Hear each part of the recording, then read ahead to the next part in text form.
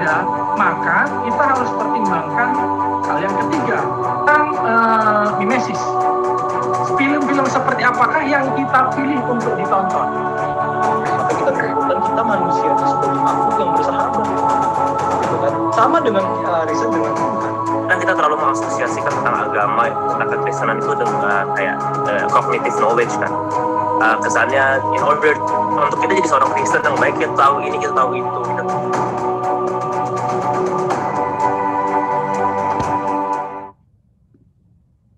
Alright. Sekarang sudah jam 5:06, so I think we should start. Firstly, I'd like to welcome everyone. Terima kasih teman-teman yang sudah datang to our first session of our Imago Day seminar.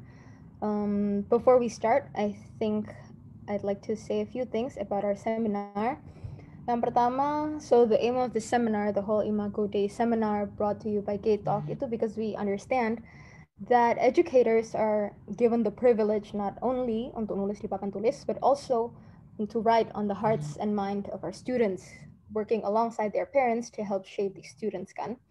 And the seminar aims to equip and inspire teachers to direct students to see their potential and calling to glorify God in their secular passion and ambition. Jadi untuk sesi kita yang pertama hari ini, we have Imago Day through the lens of science. Tapi bukan hanya di science, we also merambah ke other topics such as education, philosophy, psychology, math, and theology eventually. So this is the first session of all in total of 6 mini sessions brought to you by Gate Talk. Seperti itu. Before we start, I think we should open with a prayer. Pak Budi, will you do the honor of leading us in prayer? Oke, baik.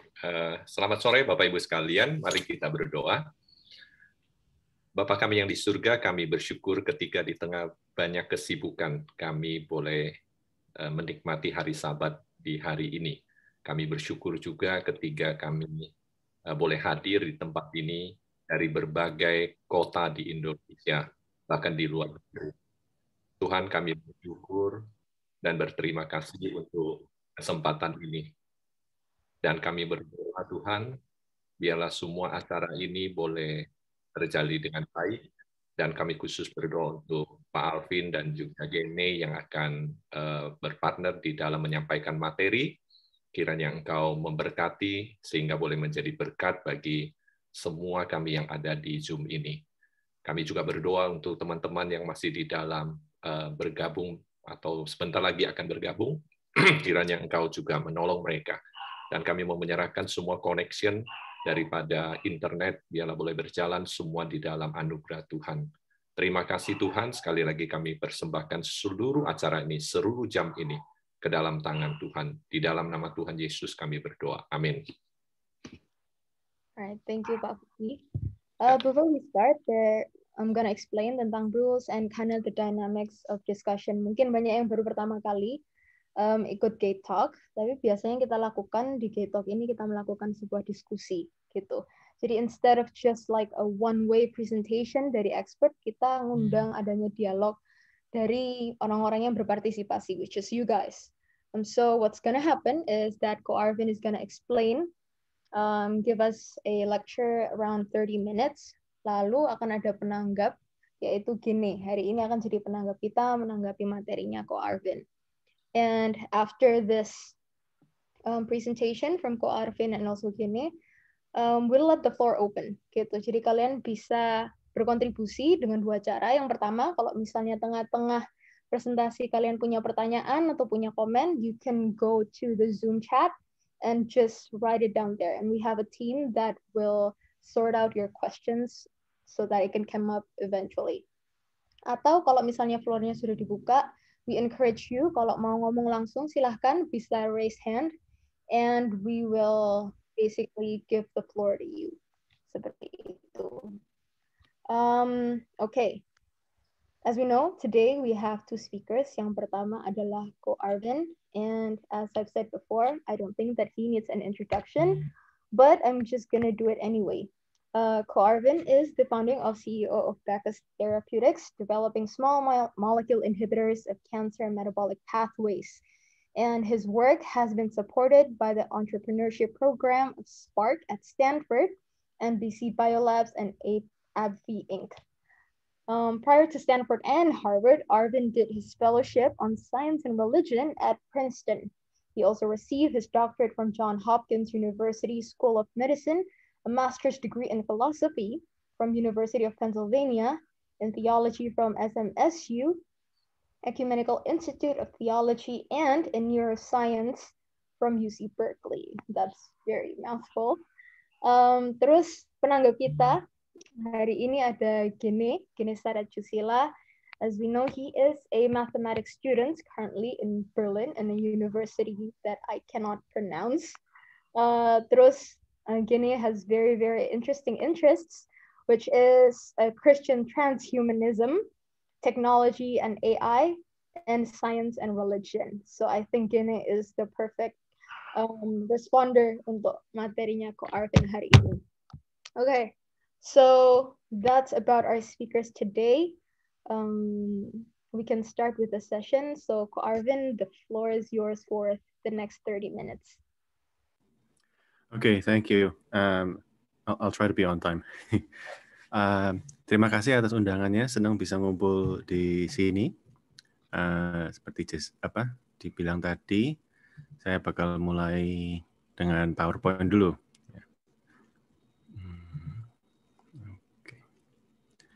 Ya, bisa lihat ya. Oke. Imago Dei, teologi dan sains. Mulainya dari sains dulu, tapi bakal nyebrang ke teologi. What makes us human, begitu ya.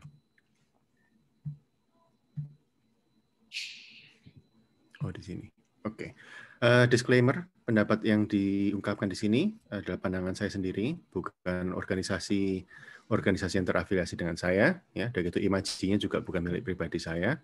Dan itu kalau ada info medis, jangan digunakan. Ini cuma untuk diskusi filsafat dan teologi aja, bukan untuk anjuran medis, gitu ya. Itu udah beres. Nah, sekarang outline presentasinya begini. Ini banyak mungkin 2/3 sains, sudah gitu masuk ke teologi antropologi, begitu ya. Yang dari sains bakal diskusi evolusi, genetika, dan neuroscience. Mulainya dari situ dulu. Nah, pertanyaan hari ini biasanya Imago Dei itu apa, gitu kan, dari kitab Kejadian. Pertanyaan ini biasanya kalau di sains, ada echo ini. Kalau di sains biasanya dipertanyakannya apa yang membuat kita manusia, atau apa yang membuat manusia itu unik, begitu. Nah, ini saya akan masuk dulu dari evolusi dulu.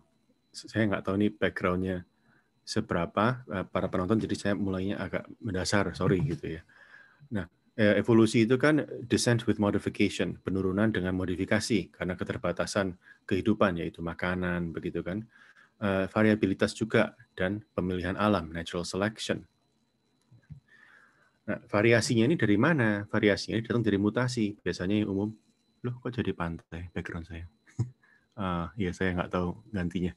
Anyways, variasinya dari mana? Ini dari mutasi. Jadi misalnya matahari itu UV light-nya merusak DNA. Kalau orang suka sun tanning, akhirnya bisa kena cancer begitu. Ya. Nah, gene itu apa? Gene itu adalah suatu bagian dari DNA. Jadi di tubuh kita banyak sekali sel, dan setiap sel itu memiliki kromosom dan DNA yang panjang. Ya. Jadi kalau diukur bisa dari bumi ke matahari 70 kali, gitu ya. Nah, karena yang DNA-nya panjang ini bisa dihitung dibagi-bagi jadi kira-kira 20.000 gene. Dan setiap gene itu ada komponennya AGCT, ya kan, ini dari IPA kan. Nah, tahun 2009, dari tahun 2000 itu semua diselesaikan, semua sudah di-sequence Human Genome Project oleh Francis Collins. Ini Bill Clinton ngasih bicara pada waktu itu ya, The Turn of the Millennium. Dan ini saya sama Francis tahun 2010, dan ini waktu saya mengajukan talk ini, sama-sama di DEM, saya minor speaker-nya, begitu. Jadi konsep ini sudah agak lama, prototype form-nya. Ya, ini seperti yang saya tadi bilang, di tiap sel kita ada kromosom itu dari golongan DNA, dan DNA itu bisa dibagi-bagi, jadi kira-kira ada 20.000 gene, begitu ya. Nah, gene ini selalu kan bermutasi. Nah, bermutasi ini biasanya bisa dihitung. Tiap sel mungkin agak beda, tapi bisa dihitung. Jadi ada rate-nya. Over time kita ada rate-nya, misalnya 175 mutasi per diploid genome per generation misalnya. Perhitungan ini bisa dihitung gimana? Ini bisa dihitung misalnya dalam kasus kanker. Ya. Orang umur berapa, misalnya masih muda, umur 40-an mulai ada polip, mesti dicabut. Kalau enggak, mutasinya tambah lama, polipnya menjadi kanker, gitu kan? Kanker stadium awal, dan gitu lama-lama kankernya sangat agresif dan metastasis. Nah, ini bisa dihitung karena bisa dipredik kira-kira rate of mutation-nya itu seberapa, begitu kan? Nah, seberapa besarkah dampak mutasi di manusia ini? Dikatakan kita 98,8% DNA-nya sama dengan cimpansi, begitu kan? Berarti apa ini kira-kira 2000 gene tok yang beda, gitu. Emangnya beda satu gene bisa beda seberapa sih? Kadang saya ada pushback dalam hal evolusi ini, begitu ya. Nah, ya kadang satu gene perbedaannya ini satu letter dari GCT ke CCT, bedanya warna rambut dari hitam ke merah. Ini bintang film, ya. Dia ngecat rambut, bukan genetik dirubah. Tapi poinnya satu nukleotida itu bisa merubah warna rambut, gitu.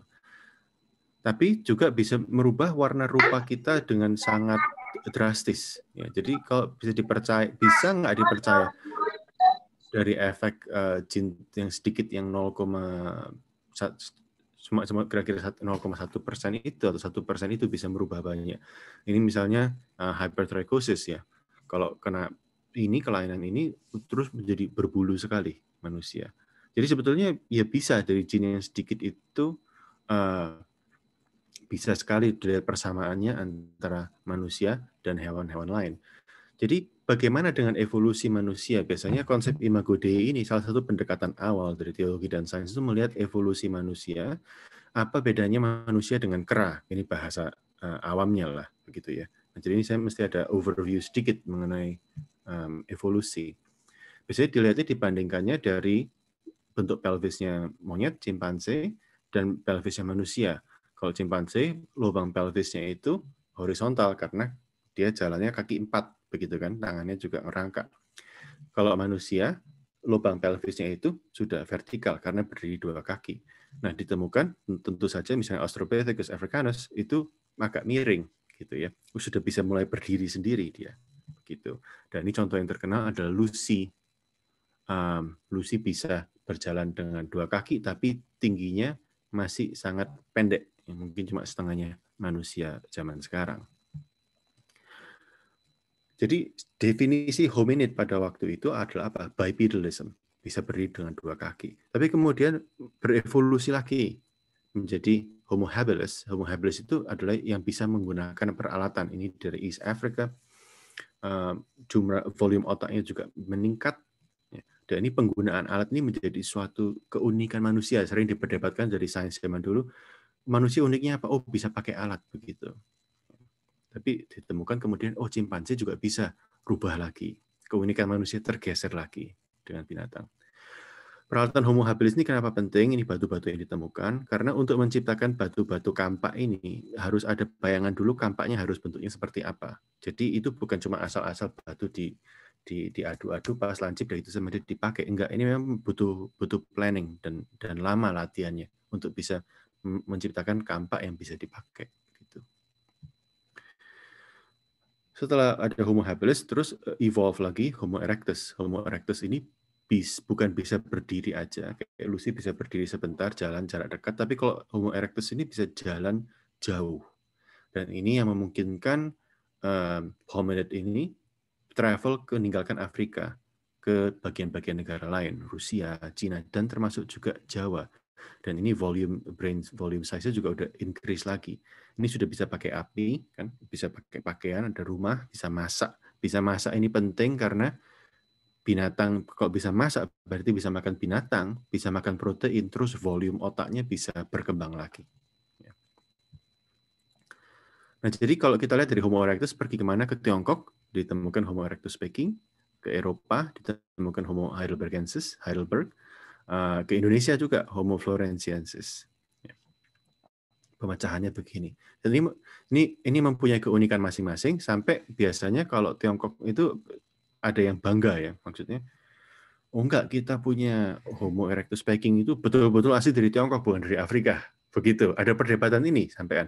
Makanya karena apa? Karena ingin menunjukkan keunikan kan. Ini saya bilang konsep keunikan ini sangat penting bagi para antropologis juga gitu. Jadi yang Tiongkok mereka ada yang ngotot gitu. Enggak, kita enggak dari Afrika, kita asli Tiongkok gitu.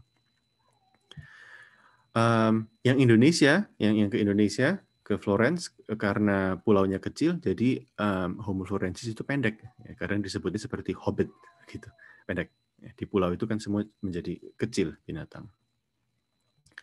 Nah, yang menarik adalah Homo heidelbergensis, dan ini kita mungkin bisa kritik. Homo heidelbergensis ini ditemukan Excalibur, yang disebut Excalibur itu red ochre, basically kayak campuran kayu sama zat besi ya, yang bentuknya seperti kampak, bagus, indah, dan dikuburkan, ditemukan dengan fosil. Jadi diperkirakan, oh ini sudah mulai ada proses penguburan loh, Homo heidelbergensis ini.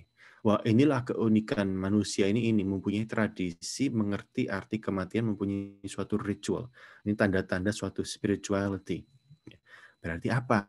Berarti yang unik orang Eropa kan. Tadi yang ke Tiongkok nggak ada kuburannya, tadi ke Indonesia malahan pendek, nggak ada kuburannya gitu kan. Wah, berarti yang hebat itu Eropa. Jadi harus diperhatikan juga gitu ya, keunikan antropologis itu kadang ada pengaruh akademisinya juga, cermin diri mereka sendiri.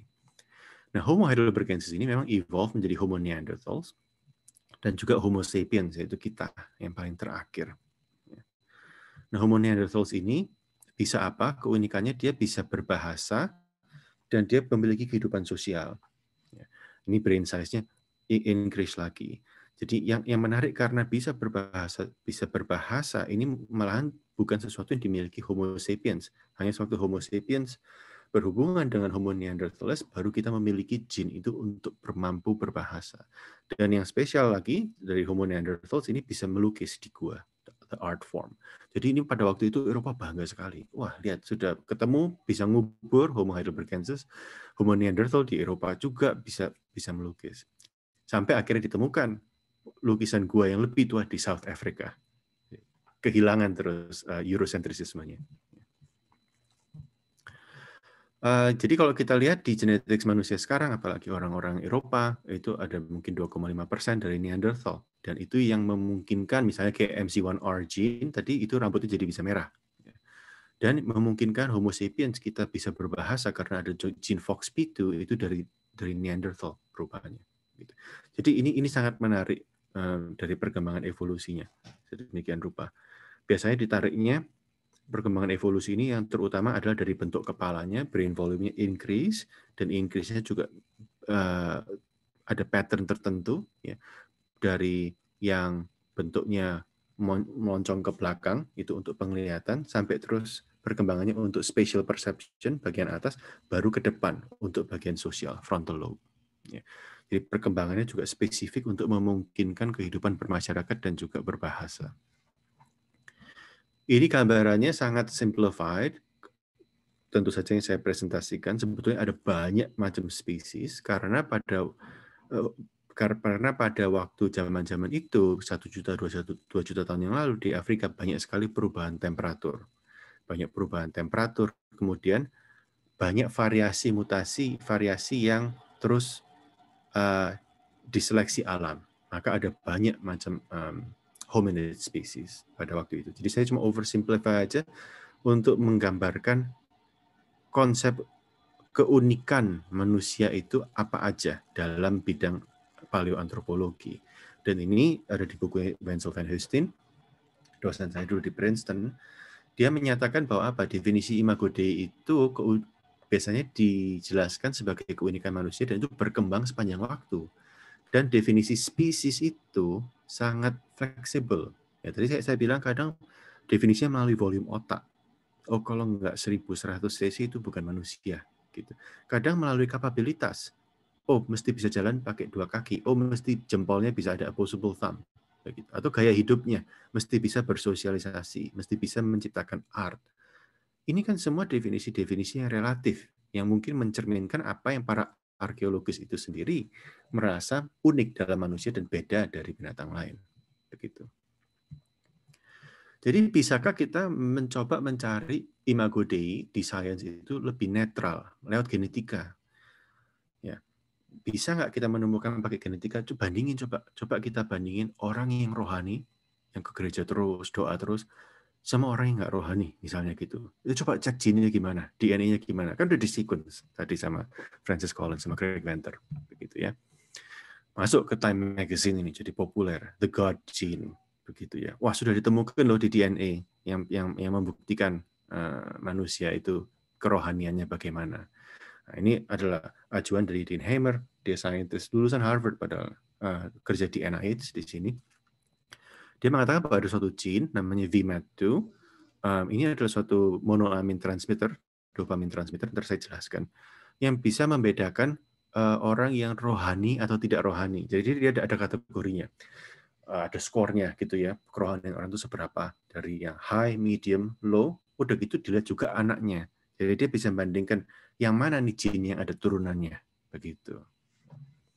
Ini heboh sekali, tapi ini tidak pernah dipublish di peer review. Sama dia dijadiin buku, terus jadi populer. Jadi ini dari scientist banyak criticism, banyak pushback. Jadi VMAT2 itu apa? Nah ini jadi kalau ini otak dibedah, ya kan? Bagian paling atasnya cuma yang top mungkin 3 cm itu ada 6 lapisan syaraf. Ya. Nah di tiap lapisan syaraf itu, syaraf satu untuk bisa nyambung ke syaraf lain harus ada sinapsnya. Dan VMAT2 itu letaknya ada di sinaps ini, ada di sambungan ini. Jadi ini kalau kita zoom in lagi, nah jadi dari ini syaraf pertama yang di atas nyambung ke syaraf ke bawah, ya, harus ada neurotransmitter supaya listriknya nyambung, jedetnya, begitu kan? Nah, yang mengizinkan untuk neurotransmitter itu bisa keluar dari syaraf pertama kedua nyambung itu harus salah satunya ada VMAT2, dan VMAT2 itu mentransport salah satunya adalah dopamin. Dan hormon dopamin ini, neurotransmitter dopamin ini sangat penting, gitu ya. Dopamin ini apa? Dopamin ini penurunan kimianya dari tyrosin menjadi L-dopa, menjadi dopamin, dan itu bisa menjadi norepinefrin, hormon juga. Yang belajar biologi ini bisa review sedikit. Nah, jadi pemikirannya apa? Ada VMAT2. Kalau VMAT2-nya meningkat, berarti orang itu memiliki lebih banyak dopamin, berarti lebih rohani. Gitu kan? Kalau VMAT2 seseorang itu rendah ekspresinya, berarti dopaminnya akan merosot, berarti orang itu lebih kurang rohani. Ini basically gambar besarnya seperti ini. Cuma saya mau kritik begitu ya, teori ini. VMAT2 itu tadi kan untuk meningkatkan dopamin. Tapi saya tunjukkan di peta metabolisme, dopamin itu berasal dari tyrosin. Dan tyrosin itu ditemukan banyak nih di ayam, turki, ikan, kacang. Nah berarti kalau kayak saya doyan makan ayam goreng, berarti saya lebih rohani dong karena suka makan ayam, begitu. Banyak dopaminnya berarti, begitu. Nggak masuk akal kan? Ya, ini kritik salah satunya. Kritik kedua, kalau kita lihat analisa VMAT2 di UCSC Genome Browser, kita bisa bandingkan ini ditemukan di 46 vertebrates, bukan manusia aja. Jadi apakah hewan juga mempunyai kerohanian? Begitu. Ini juga susah untuk diterima. Dan problem ketiga yaitu dopamin ini banyak fungsinya, ditemukan juga untuk orang yang misalnya Parkinson. Ini saya pasang sini Michael J. Fox misalnya Parkinson, itu untuk bantu untuk bisa bergerak supaya normal. Dan yang problem keempat, misalnya skizofrenia juga dopamin. Kalau orang skizofrenia itu obatnya dikasih levodopa supaya diproses bisa menjadi dopamin. Begitu. Jadi dopamin ini fungsinya banyak, nggak bisa disambungkan ke rohanian aja. Dan saya yang paling drastis ini, kalau habis makan, dopaminnya naik. Habis seks, dopaminnya juga naik. Jadi apakah orang kalau makan terus dan hubungan terus, jadi rohani banget menurut si Hamer? Nggak masuk akal kan? Ya. Jadi analisa genetika ini saya rasa sangat terbatas, makanya dia juga tidak bisa publish hasil penelitian dia. Ya. Jadi kita coba masuk ke neuroscience sekarang. Mungkin nggak bisa cari di genetika. Genetika itu kan terlalu mendasar. Mungkin carinya bukan God gene tapi God brain. Ya.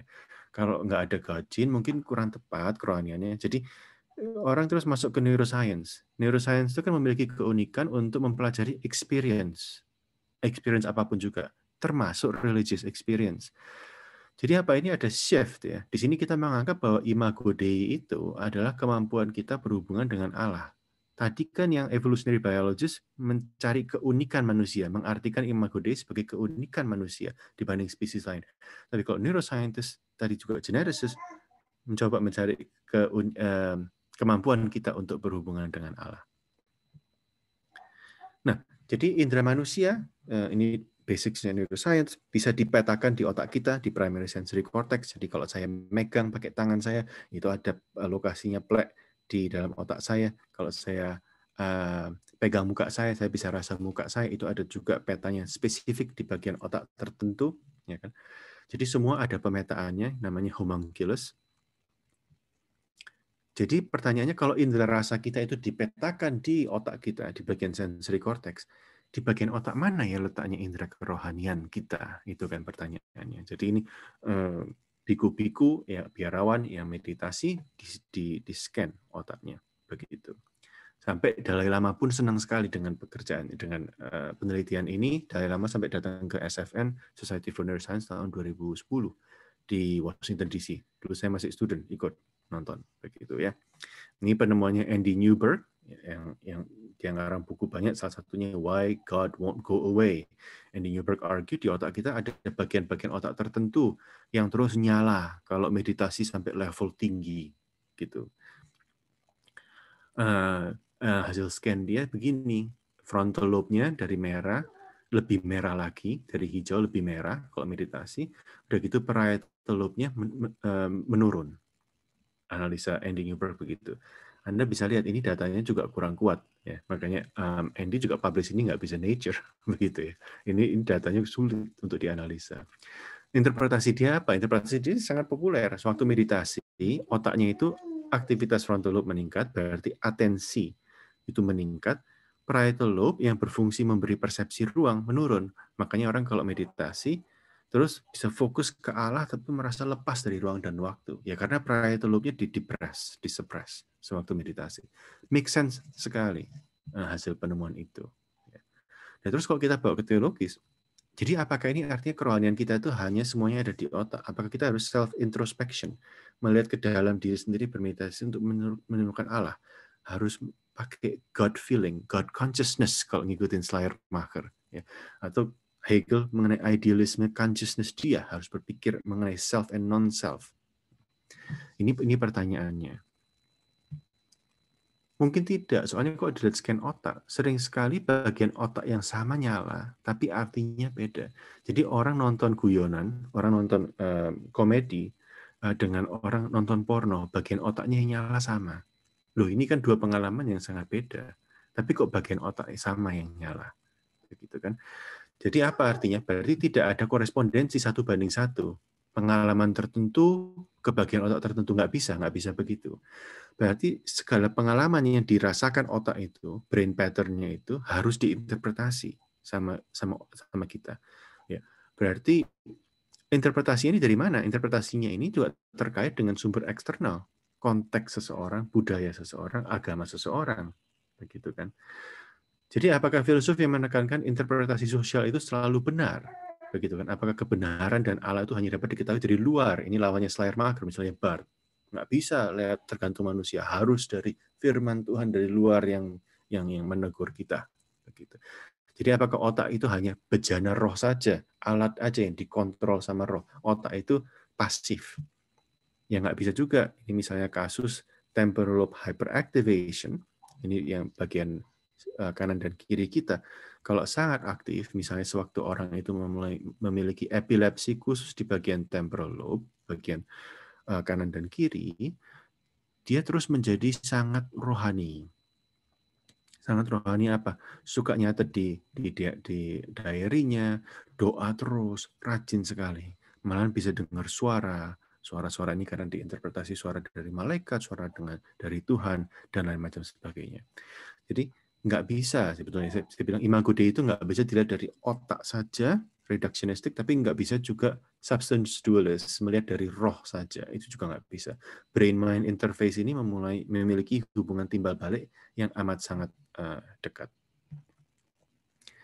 Jadi konklusinya dari bagian sains dulu apa? Evolutionary science tadi kan mencoba mencari imago Dei itu sebagai keunikan manusia. Ya. dan keunikan ini develop over time dari pemakaian alat Homo habilis, eksplorasi Homo erectus, penguburan Homo heidelbergensis, dan berbahasa dan berseni Homo neanderthalis. Approach ini berbeda dengan genetics yang mencoba mencari God gene, yang problematis sekali. Neuroscience mencoba mencari bagian otak untuk kerohanian. Ini summary-nya dari penemuan-penemuan scientific tadi. Ya. Nah, terus pertanyaannya, kenapa sih saintis kok nggak ada yang setuju? Tadi jawabannya tiga-tiga beda semua, begitu. Ya. Karena saya rasa ada prasuposisi tertentu dari setiap saintis itu. Imago Dei itu prasuposisinya misalnya itu adalah keunikan manusia. Imago Dei itu dapat ditemukan di gene. Imago Dei itu adalah suatu capability, suatu kapabilitas. Imago Dei itu adalah sesuatu yang kita miliki di otak kita. Ini semua adalah prasuposisi tertentu kan. Namun apa Imago Dei itu menurut teologi dan firman Tuhan, sudah dibilang gitu ya, kalau balik lagi ke teologinya. Nah, ini sekarang saya masuk ke antropologi teologis. Udah nggak ada sains lagi. Biasanya kalau yang paling dasar itu Imago Dei ada 3 konsep. Ini sampai gini juga ketemu, oh rupanya ada di Wikipedia gitu ya. Jadi ini bukan spesial. Konsep Imago Dei pertama itu adalah substantif. Substantif itu berarti sesuatu yang kita miliki, suatu substance yang kita miliki, intelek, moralitas. Tapi Imago Dei juga bisa relasional. Imago Dei itu adalah suatu relasi kita terhadap Allah, terhadap gereja misalnya. Dan konsep ketiga itu adalah functional. Functional itu Imago Dei sebagai kapabilitas kita, seperti berdoa, berbahasa, dan lain-lain. Yang sains biasanya bisa teliti, itu biasanya kategori pertama dan ketiga. Substantial, karena ada barangnya, dan functional, jadi bisa dieksperimentasi. Begini kan. Jadi otomatis notion Imago Dei yang relational dalam teologi, itu susah disentuh oleh sains. Nah, saya mencoba mengkategorikan ini supaya framework-nya akan saya rubah sedikit. Yang tradisional tadi Imago Dei, dan ini theological proposal saya. Jadi ontologi Imago Dei yang pertama, kalau misalnya kita lihat dari Kejadian, dari Mazmur, apa yang membuat manusia itu unik? Oh, itu rasionya, kesadarannya, kebebasan, moralitas. Ini seperti contohnya Agustinus. Segala pendapat di atas ini akan saya definisikan sebagai pandangan substansi, karena berasumsi bahwa ada suatu substansi di dalam manusia yang dapat kita sebut Imago Dei. Ya kan? Definisi yang pertama tadi. Tapi juga bisa relasional. Relasional itu apa? Berhubungan dengan keluarga, komunitas, gereja, Allah. Inilah Imago Dei. Kalau Karl Barth jelas, kita itu disebut gambar dan rupa Allah karena kita diciptakan oleh Allah dan kita memiliki hubungan dengan Allah. Itulah gambar dan rupa Allah kita. Bukan sesuatu yang dapat ditemukan di otak atau di DNA. Berarti dari antropologi kita bisa lihat menurut ontologisnya, Imago Dei itu apa? Apakah itu suatu substansi atau suatu relasional? Begitu kan? Ini yang tadi klasik. Tapi saya mau tarik lagi, berbeda dari pertanyaan, di manakah letaknya natur manusia itu? Kalau misalnya kita lihat teolog Reform Orthodox, misalnya Charles Hodge, dia bilang kesempurnaan natur manusia itu Imago Dei dapat ditemukan di prelapsarian state, di awal mula, di Adam dan Hawa. Gitu kan? Jadi, atau mungkin bisa diinterpretasikan sewaktu anak-anak itu kecil. Anak kecil itu kan polos. Ya. Tadi anak saya tadi nangis. Nggak ngerti apa-apa, gitu kan. Nah, Tuhan Yesus bilang, mereka lah yang memiliki kerajaan Allah. Begitu. Saya sebut 2 pandangan ini sebagai etiologis, mencari asal mulanya. Imago Dei yang murni di masa lalu. Tapi saya rasa juga ada letak kesempurnaan manusia, Imago Dei itu di masa depan. Misalnya kalau kita lihat Jürgen Moltmann, teolog Lutheran Reform, kita itu sebenarnya tidak sempurna, Imago Dei itu nggak kelihatan sampai kita betul-betul dewasa, dan sampai kita betul-betul dibangkitkan kembali dalam sebagai penciptaan yang baru. Ini adalah orientasi eskatologis yang menunjukkan, menekankan tujuan manusia itu di masa depan, dan itulah letak Imago Dei yang sempurna. Ini 2 orientasi saya sebutnya. Ya. Ada orientasi ke belakang, ke masa lalu, ada orientasi ke depan.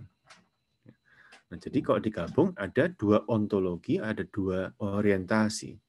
Dan ini saya argue bisa, untuk bisa kompleks, bisa dikombinasi. Substansi etiologis, substansi eskatologis, relasional ontologis, relasional eskatologis. Ini framework baru yang saya propose. Contoh-contohnya apa kalau dicampur-campur aduk begini? Contoh-contohnya misalnya yang paling standar klasik, misalnya Bill Edgar ya, Westminster. Substantif etiologis, kita punya imago Dei itu dapat ditemukan sewaktu manusia konsepsi, DNA biological clock itu di reset. Jadi 0 lagi. Kalau orang dicangkok kan umurnya tambah pendek, tapi kalau natur dari alam itu DNA itu telomerase restart semua, begitu ya. Jadi titik mula nyawa, roh, kehidupan, imago Dei itu ada mulanya, bisa ditemukan begitu. Ini kondisi ini adalah pengertian substansif dan etiologis. Ada substansif yang eskatologis, mungkin ini agak dikembangkan oleh Miller J. Erickson, ya, Baptist scholar, Baptist theologian. Kebenaran manusia itu nanti setelah kita dibangkitkan. Tapi tetap kita mempunyai tubuh dan jiwa yang baru, tetap ada sesuatu yang dimiliki. Begitu. Relational etiologis ini saya bakal mengasih contoh John Zizioulas, walaupun pendapat dia sekarang teologinya lagi berkembang. Zizioulas bilang, kita ini adalah sebagai manusia, dilihat dari hubungan kita lahirnya sebagai seorang anak di suatu keluarga tertentu, di suatu komunitas tertentu, dan sebagai Kristen di suatu gereja tertentu, komunitas gereja tertentu. Dan inilah yang mendefinisikan kepribadian dan gambar dan rupa Allah di orang itu, adalah dari relasinya. Begitu. Zizioulas bakal ngarang buku terbit tahun depan, kayaknya bakal ngarah ke eskatologis juga, Zizioulas.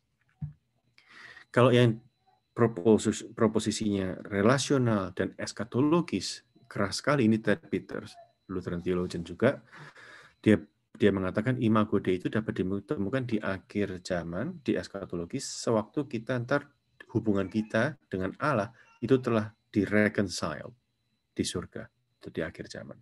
Ya. Jadi ini adalah relasional dan eskatologis. Jadi ini sifatnya lebih tidak tergantung dengan sains. Jadi kalau saya bikin 2x2 form, supaya simple gitu kan, teologi dimasukkan kotak begitu kan, ontologinya ada 2, substantif dan relasional, orientasinya ada 2, etiologis melihat ke belakang, eskatologis melihat ke depan. Apakah imago Dei, terus kita tanyakan, terletak di ranah sains? Kemungkinan besar yang substantif, walaupun etiologis atau eskatologis bisa menjawab mungkin iya, karena substantif bisa diucak-ucak begitu pakai sains. Tapi kalau relasional kemungkinan tidak. Jadi ini menunjukkan bahwa persepsi teologi seseorang akan menginterpretasi data sains itu dengan berbeda. Itu poin saya. Framework ini terus sebetulnya bisa dipakai juga bukan untuk menganalisa imago Dei, tapi juga bisa menganalisa kalau kita mempunyai prasuposisi teologi tertentu mengenai imago Dei atau mengenai teologi antropologis, kita akan menjawab pertanyaan-pertanyaan mengenai penggunaan stem cells, mengenai aborsi, mengenai genetic engineering, CRISPR juga akan berbeda, ya kan? Dan ini framework ini bisa diaplikasikan ke kasus-kasus lain, bukan hanya ke kasus imago Dei saja. Oke, perhatian khusus. Harus hati-hati sedikit, karena kalau teologi kan bukan Allah tidak bisa dimasukkan kotak, walaupun saya saintis juga masukkan teologi ke kotak, tapi pasti ada bolongnya kotaknya, begitu kan? Substantif etiologis kalau kita lihat ini yang merah.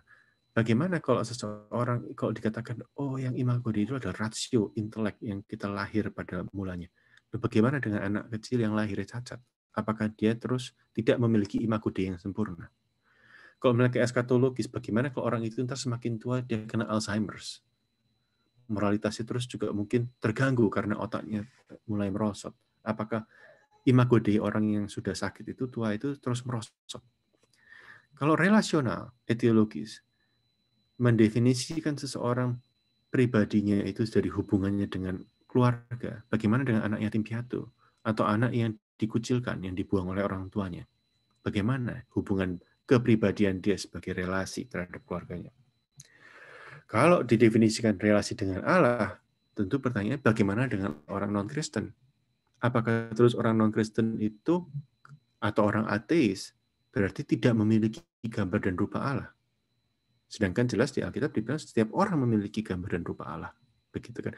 Jadi setiap definisi teologi yang kita pakai ini harus hati-hati karena tidak sempurna, begitu. tidak bisa mencakup keseluruhannya akan apa Imago Dei itu. Nah, pertanyaan saya, posisi Anda di mana? Begitu. Tolong jangan tanya posisi saya ya. Posisi Anda di mana? Gitu. Refleksi. Berbagai posisi teologis mempengaruhi keputusan kita dalam mengambil suatu pendekatan sains kita terhadap Imago Dei. Kerangka teologis baru ini yang saya ajukan memberi sudut pandang yang baru untuk menganalisa bagaimana teologi kita memperdebatkan hasil penemuan sains. Jadi kerangka teologis ini tapi juga memaksa kita untuk mengevaluasi kembali kekuatan dan kelemahan posisi teologis kita sebagai suatu kerangka yang terbatas oleh rasio kita. Jadi ujilah konsep teologis kita dengan realita dunia nyata, di mana mungkin ada yang terkucilkan atau ada yang tidak termasuk oleh karena teologi kita yang eksklusif tadi itu. Mungkin lebih baik konklusinya ya, untuk kita melihat Imago Dei itu sebagai sesuatu bukan yang statik, bukan yang sederhana, simple, rasio, berbahasa, bisa berdoa, bukan, tapi sesuatu yang dinamis dan sesuatu yang kompleks, yang dalam orientasi dan juga dalam ontologinya. Jadi mungkin sebaiknya tidak tergesa-gesa mereduksikan Imago Dei itu ke suatu faktor sains atau faktor sosiologis, memikirkan asumsi teologis yang mendasarinya itu apa, dan melihat akibatnya itu apa. Ya, itu konklusinya. Oke, terima kasih. Ini adalah badan-badan organisasi yang mendukung saya dalam penelitian ini. Moga-moga tidak terlalu lama, tapi presentasinya 35 menit. Ya, thank you. Okay, thank you, Ko Arvin, for the materials. Main berat ya. But next we have Gine yang akan menanggapi Ko Arvin, and hopefully Gine bisa mendaratkan Ko Arvin untuk kita. Alright, Gine, the time is yours for like 10 to 15 minutes. Yeah. One moment, let me pull up my slides.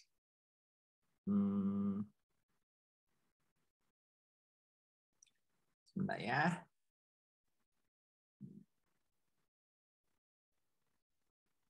Oke.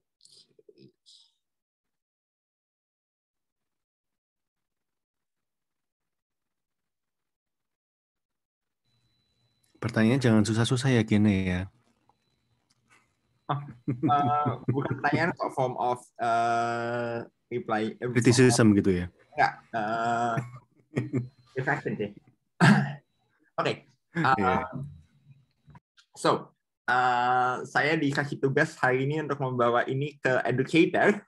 Jadi, this will be a reflection for education gitu ya. Saya beli talk, saya judul Soul Making, Christian Education in Light of Imago Dei Theology. Jadi, ketika berbicara tentang education, pertanyaan pertama yang mungkin muncul yang kita harus jawab adalah what is the goal of Christian education ya. Jadi sebelum kita untuk mengintegrasikan teologi Imago Dei ke dalam Christian education, we need to first ask what is the goal of Christian education. Dan sebenarnya saya melihat bahwa the goal of Christian education is actually like a potter yang forming a clay ya. Jadi sebagai seorang ahli pembuat patung gitu atau pembuat apa yang namanya clay gitu, pembuat membentuk tanah liat gitu ya. Dan di mana tanah liat ini adalah ibaratnya peserta didik kita atau murid-murid kita, dan kita mencoba membentuk dia, membentuk seorang murid kita. Nah, pertanyaannya adalah membentuknya kemana gitu? Kemana kita membentuk orang yang dipercayakan pada kita untuk dididik begitu kan? Dan saya mau mencoba menghipotesakan bahwa kita mencoba untuk membentuk anak didik kita menuju Imago Dei gitu. We try to create image of God gitu ya. Jadi the journey, jadi sebuah perjalanan dari peserta didik kita menuju pada kesempurnaan yang adanya di akhir, di eschatological view begitu ya. Itu bukan hanya pekerjaan Tuhan terhadap peserta didik kita, tapi juga merupakan pekerjaan dari kita sebagai pendidik untuk membentuk peserta didik kita agar bisa mencapai kesempurnaan yang Tuhan telah siapkan di akhir begitu ya. Ketika dia bisa menjadi fullness of the image of God begitu. Jadi inilah yang saya sebut dengan soul making ya. Jadi proses pembentukan di mana kita menyadari bahwa manusia itu memang mungkin beberapa orang yang berpikir mungkin secara tadi etiologis gitu ya, sudah full di masa lampau, tapi kita juga melihat bahwa ada fullness, ada glory yang dijanjikan oleh kitab Wahyu di masa depan, di mana manusia jauh lebih more glorified version of humanity. Jadi di mana kita bertumbuh menjadi lebih mulia lagi dibandingkan yang kita ada sekarang, dan saya percaya bahwa proses pendidikan merupakan proses yang sentral dalam membentuk peserta-peserta didik kita atau murid-murid kita untuk mencapai fullness yang lebih penuh itu. Nah, sehingga apa sih yang kita perlu perhatikan dalam mendidik peserta didik kita? In particular, saya mau bahas ini in light of science gitu ya. Dan saya menggunakan konsep tadi, mungkin konsep lebih tradisional gitu ya, membagi imago Dei menjadi 3 aspek gitu ya. Ada relational, imago manusia sebagai makhluk yang berhubung gitu ya. Saya berhubung baik dengan Tuhan, saya berhubung dengan sesama saya manusia, dan maupun saya berhubung dengan alam begitu. Kemudian ada juga substantif, yaitu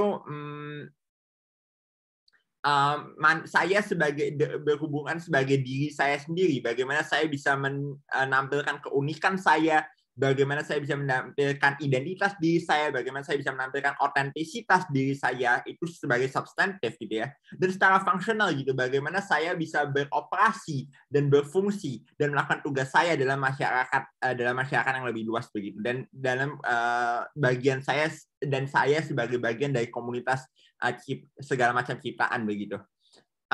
Sehingga ini adalah 3 aspek, ada 3 poin yang kita akan coba sebisa mungkin bentuk ketika kita mendidik peserta didik kita dan melihat dalam perspektif imago Dei begitu, manusia sebagai gambar dan rupa Allah. Jadi ini 3 aspek yang kita mau maksimalkan, so to say, ketika kita mendidik murid-murid kita atau ketika kita membangun pendidikan Kristen begitu.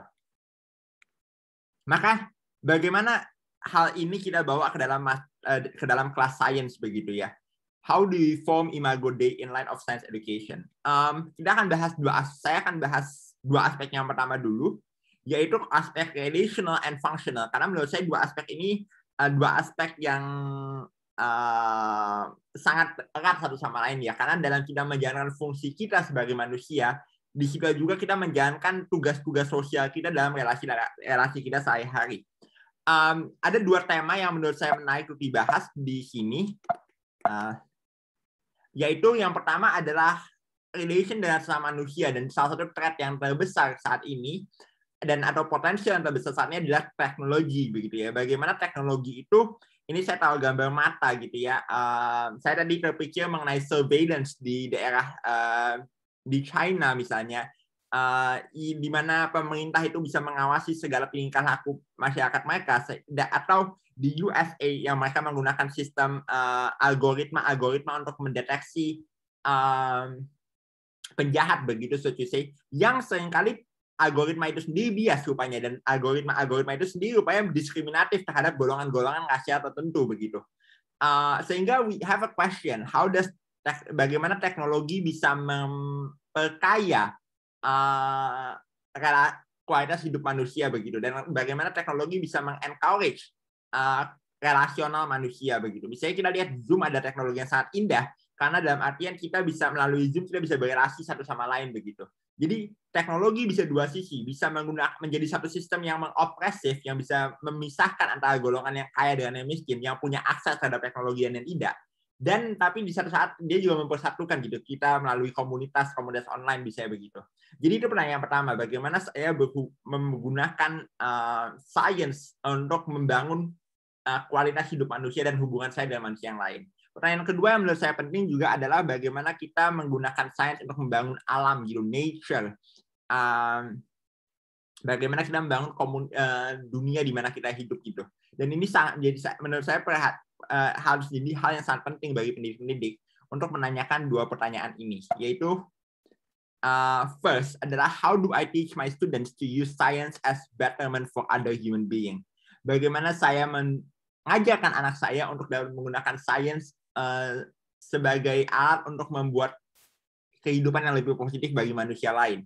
Ini aspek relational yang horizontal begitu, saya dengan manusia lain.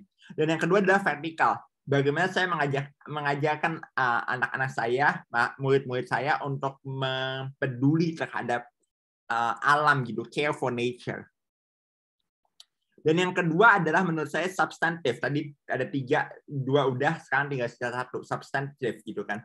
Apa itu substantif? Substantif adalah kemampuan saya berpikir, kemampuan saya memvalidasi identitas saya. Jadi sebenarnya proses pendidikan in light of Imago Dei adalah proses di mana seorang anak itu dibentuk untuk membentuk formasi identitasnya, sehingga dia bisa mengetahui apa itu saya, apa keunikan saya, dan bagaimana saya bisa menyinari dunia ini dengan menggunakan kontribusi-kontribusi yang unik bagi saya, unik pada diri saya begitu. And the question di sini menurut saya adalah how do I then teach my students to exercise their faculty as best as possible? Bagaimana saya mengajarkan anak-anak murid saya untuk bisa menggunakan kemampuan berpikir mereka sebaik mungkin begitu.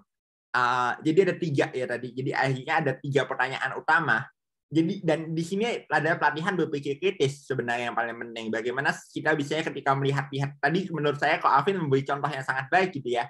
Ada hipotesa di sains, misalnya tentang hipotesa Gaussian tadi. Kemudian mereka Ko Alvin mencoba mengkritisi apakah ini saintifik atau tidak, metodologinya bagaimana. Menurut saya ini pelatihan-pelatihan yang memang perlu juga ada di dalam kelas begitu.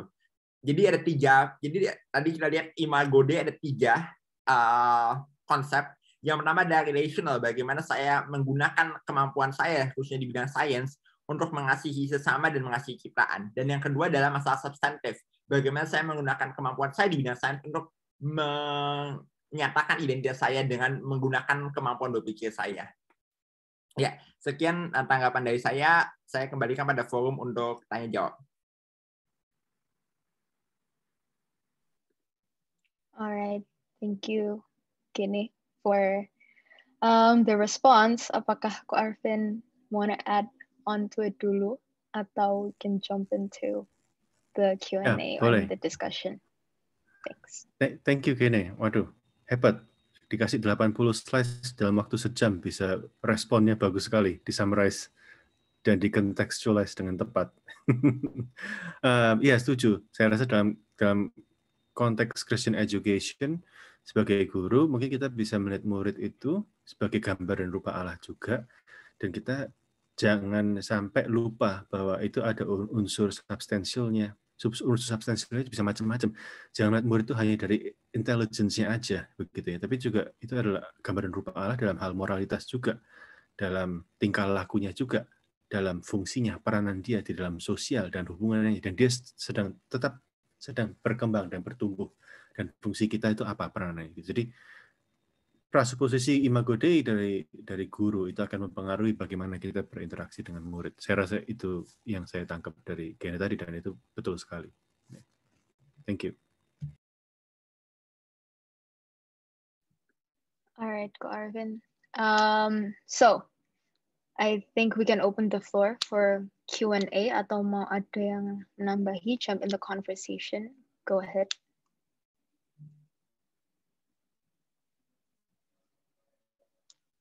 Okay, Bu Oki, I think raise hand. So go ahead, Bu Oki.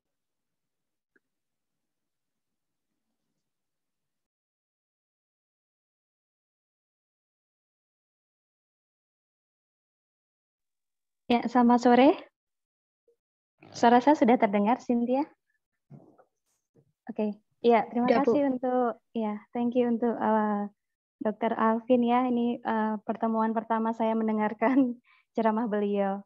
Nah, apa yang disampaikan saya pikir sangat menarik sekali karena menggambarkan dari perspektif yang cukup utuh ya di dalam, apalagi di dalam sains.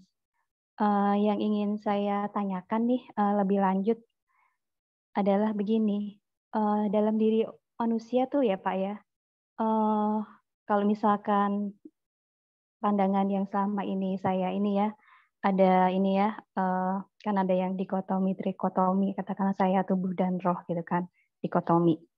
Nah, ketika bicara tentang manusia sebagai gambar dan rupa Allah, bicara tentang tadi kan ada juga Bapak bahas tentang otak dan sebagainya, respon dan sebagainya. Berkaitan dengan medis nih, kebetulan saya lihat profil Bapak juga banyak berkaitan di sana.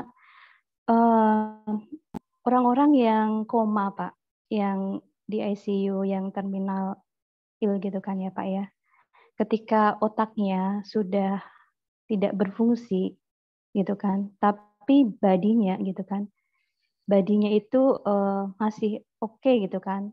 Atau misalkan gini, saya nggak tahu, orang disebut mati itu ketika hanya fungsi otaknya saja, kalau secara medis mungkin ya, ya udah, sudah otaknya nggak berfungsi Bu, maka alat-alat dicabut dan sebagainya. Ini beberapa rekan saya juga dalam masa kondisi kayak gini kan, ada yang dalam kondisi kayak gini.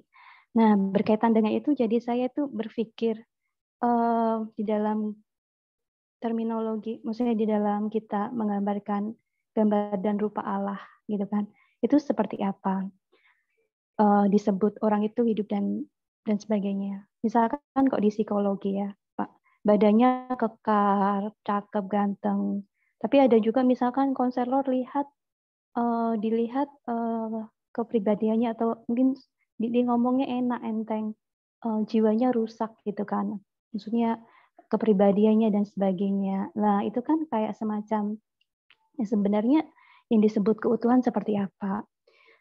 Kenapa saya tanyakan hal ini? Karena ketika saya melihat di dalam, saya sedang dalami yang 15 aspeknya berapa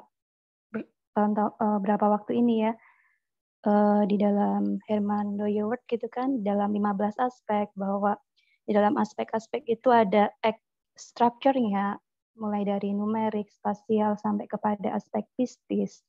Jadi banyak bertanya ketika melihat fenomena-fenomena kehidupan manusia yang kompleks ya, apalagi di tengah dunia yang berdosa seperti ini. Nah, saya ingin tanya keutuhan, imago, gambar dan rupa Allah dalam diri manusia. Kalau yang saya ini kan, ya satu sisi dia gambar Allah yang mulia, luar biasa, ada intelijensi, ada berbagai macam aspek mulia, tetapi juga satu sisi karena dia adalah orang berdosa, maka pun juga gambaran itu rusak. Nah, menurut Dr. Alvin sendiri dari sisi medis ya, yang tadi dua hal saya tanyakan, itu seperti apa ya gambarannya?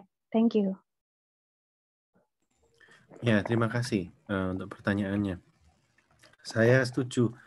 Memang kalau gambaran imago Dei kita hanya terpaku dalam suatu substansi, konsep substansi saja sebagai suatu kemampuan untuk berpikir, kemampuan bermoralitas, pribadinya baik atau enggak, itu memang bermasalah sewaktu seseorang itu cedera atau sakit seperti yang tadi dibilang. Tapi kalau kita, makanya itu penting dibalance dengan konsep imago Dei yang relasional, di mana ya gambar rupa Allah bukan hanya itu saja, tapi mungkin yang lebih mendasar adalah hakikat orang itu sebagai gambaran rupa Allah adalah karena dia diciptakan oleh Tuhan, begitu kan, yang dikasihi oleh Tuhan. Jadi dalam hal itu, walaupun seseorang itu sakit atau sudah koma, tidak peduli, begitu. Tetap itu memiliki hakikat, memiliki dignity, ya, karena relasi ini yang mendasar ini antara Allah dan manusia. Dan relasi itu juga dapat dikembangkan ke dalam konteks manusia juga, di horizontal juga. Seseorang yang sakit itu tetap mempunyai hubungan keluarga dengan saya, itu adalah ayah saya, itu adalah kakek saya, begitu kan, ibu saya. Tetap memiliki harga diri walaupun sudah nggak bisa mandi sendiri misalnya, udah susah, jalan udah susah, tapi tetap dihargai karena relasi ini. Jadi makanya itu dalam dua hal itu saya rasa harus di balance, dan sayangnya science biasanya fokusnya hanya terbatas dalam konteks-konteks yang substansi dan kurang bisa membahas yang konteks relasi. Begitu respon saya. Thank you, Dr. Arvin. Ya. Okay, thank you, Bu Oki, for the question, and Ko Arvin as well. Mungkin kalau misalnya saya boleh nyelip begitu ya. I have like several questions gitu. so far mungkin ya kalau misalnya kita dengerin dari sessionnya Ko Arvin tadi, trying to explain how Imago Dei itu kalau dipandang dari sudut pandang science, either genetically, evolution wise, and even neuro wise gitu kan. Kita ngeliat kalau sebenarnya humans are not that special in a way gitu. Kalau diambil dari level genetics juga, ya we're different, but doesn't mean that it's special gitu kan. Soalnya reseptornya juga ada di hewan lain kayak gitu. Terus kalau diambil dari evolution juga, we're not that special in a way. Nah, sedangkan kalau di teologi, kebanyakan dari kita, if we go to Sunday school from when we were very young, konsep yang selalu ditekankan adalah you are special, gitu kan. Dari creation aja katanya manusia itu yang terakhir because it makes the creation complete. It's not going to be complete without us humans gitu kan. And even the concept of election in the Bible misalnya, engkau adalah bangsa pilihan Allah gitu, atau umat pilihan Allah. Jadi dari kecil, personally me going to church selalu didoktrin kalau misalnya you are special gitu. Nah, but at the same time, pada saat saya belajar biologi atau pas saya ngajar biologi, saya merasa that there is this disparity. In one sense, I'm trying to teach my kids that we humans are special in the eyes of God. Tapi pada saat masuk ke biologinya, I don't know how to convey that. Gitu. Jadi aku merasa there is some kind of tension. Gimana caranya as a biology teacher, we can actually tell them that you are special, but not really. Kan kayak gitu jadinya. It's kind of like a tricky situation for me kayak gitu. Pernah ada yang coba misalnya bawa dengan topik NDE, near death experiences gitu kan, kalau lebih ke arah eskatologis. Oh, kalau orang mati itu soalnya sebelum mati selalu ngelihat a tunnel of light gitu, atau ngelihat Tuhan Yesus atau apalah. Tapi ternyata ada juga scientific evidence yang nunjukin kalau induced brain hypoxia juga bisa mengakibatkan efek itu di otak yang sehat gitu kan. Berarti not necessarily a spiritual experience kayak gitu. So, how do you approach this situation? Ataukah is it important to teach our kids that you are special, or we can actually carry on as Christian scientists knowing that we're special, but not that special. Kayak gitu tuh.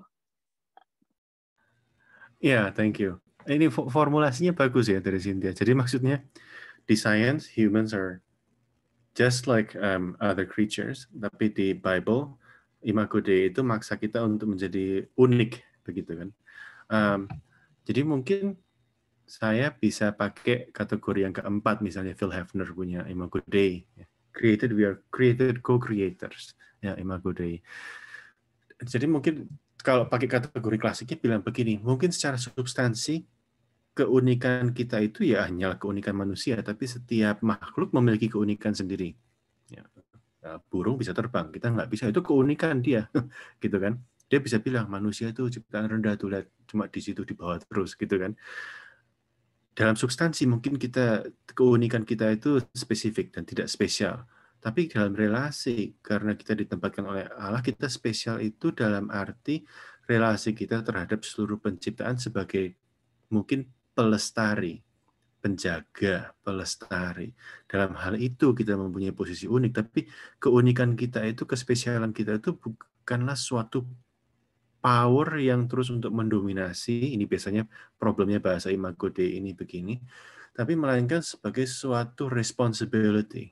Kita spesial karena kita diberi tanggung jawab, karena diberi stewardship oleh Allah untuk melestarikan alam ini yang Gene tadi juga bilang kan, teknologi itu mau dipakai buat apa? Jadi saya setuju. Jadi dalam hal ini harus ada dibedakan, jangan terlalu Imago Dei itu stuck di substantif, karena kalau science biasanya stuck di substantif. Apa yang kita miliki yang unik? Pertanyaan ini memiliki bias presupposition of Imago Dei as a substance, I think. Kalau dibawa ke relational, terus bisa lebih berbeda approach-nya. Right, thank you, Ko. Ini ada beberapa kayaknya yang want to jump in. We actually have a couple of questions from people. So let's start off with Ibu Erni, who raised her hand first.